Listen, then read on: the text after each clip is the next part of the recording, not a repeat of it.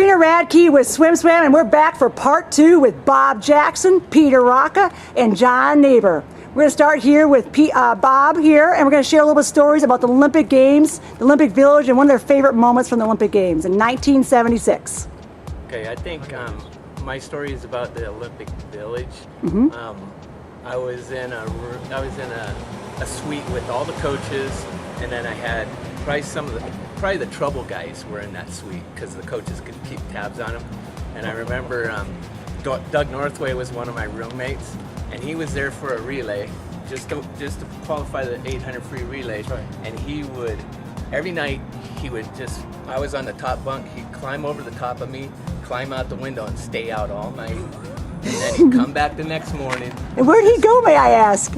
He'd just go out, he was gone. Drinking, whatever. He was gone. He'd just leave for the whole night. And then he'd come back in the morning, coaches would never know he was gone. Oh, jeez. How do you get away with that with security?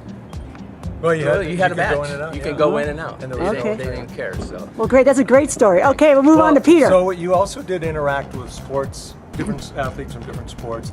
But swimmers were pretty intense for the first week, so it really wasn't until after. But I had an opportunity to meet the boxers prior to, and this was just down the hall. Yeah, Sugar Ray Leonard and Spinks. Oh, Sugar Ray Leonard, yeah. Was Boddick there, or maybe the next one? I don't know. Anyway, so I have this trait that when I'm nervous and when I'm a little anxious, I clack my teeth at night. And we're in a room with Bruce Furness, Chris Wu, Tim Shaw, I think were my roommates. These guys that maybe the group here knows, I know these guys know. And Bruce Furness is very finicky, right? When you said, Bruce, please forgive me. And I am clacking my teeth and he's nervous until I remember being hit by a pillar. Rocca, would you shut up? So finally, I said, well, let me go. I'll go up to the boxers, see if they have a mouth guard. So I go up there and I go into the room and there's Sugar Ray Leonard and the lightweight, featherweight guy, and then Spinks.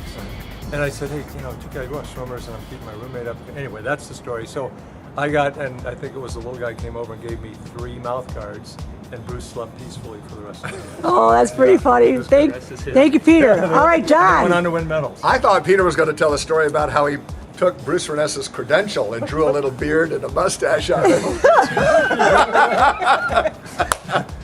Oh, that was... Which is a pretty good story as well. Yeah, for Bruce. Now, John, what would you like to share? I remember Howard Cosell came up to our floor to interview the boxers that were right next door. And when he walked past us, all the swimmers go, that's Howard Cosell, that's Howard Cosell. He was, of course, the most famous broadcaster on TV at the time. So we're watching and we walk down the hall, and Mike Bruner's telling everybody, look, that's Howard. So we walked out, we pushed Mike Bruner out in the hall, and we yelled, hey, Howard! And we shut the door. And Mike was going, let me out of here. And Howard turns around and looks at Mike. Didn't know what to say. Neither did Bruner. Right. Neither did Bruner. He's like standing there with his pants around his ankles. We had a good time. Yeah, the Olympics bring out a lot of fun memories for all of us, don't they? Yeah, always do. All right, good luck to people in 2012 Olympic Games in London. Absolutely. Go USA. Watch them swim. Go USA. Yeah. All right, bye-bye. Bye.